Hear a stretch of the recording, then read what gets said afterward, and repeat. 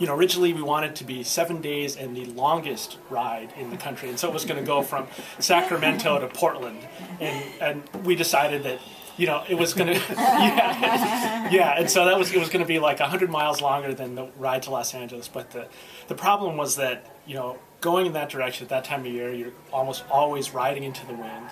And then, the money would have to be split between two areas. And so we decided to make it a loop that stayed in the Central Valley and, would benefit the places where we rode through.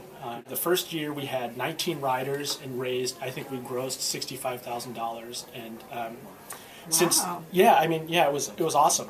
And then since then have just grown. This year we hope to have about 100 riders, are at over $150,000 in fundraising, and for the entire 7 years of the event are just at about right around $1 million in fundraising and sponsorship. So the ride is doing great.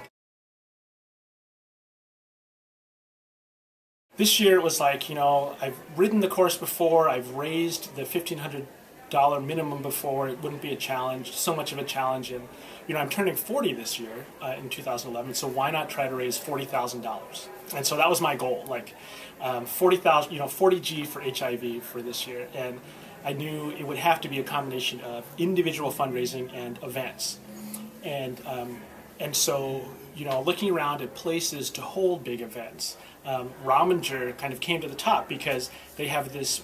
Pretty much every other venue in town, even if you're going to throw out fundraising for a nonprofit, you need to put a bunch of money down and put a deposit down. And the great thing about the structure here was that it was structured so that it was just a $10 per head flat fee for a nonprofit or a fundraiser. So I wouldn't have to put as much money out of my own pocket to hold the event.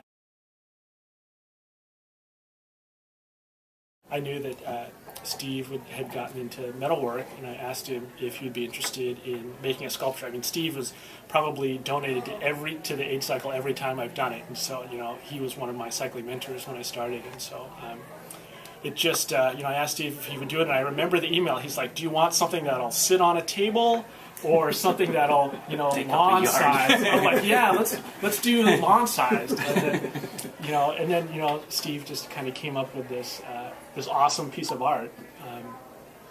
We had the event here. It was massively successful. About 100 people came, and we grossed just about $6,500. And then, it was kind of a couple hours into the night.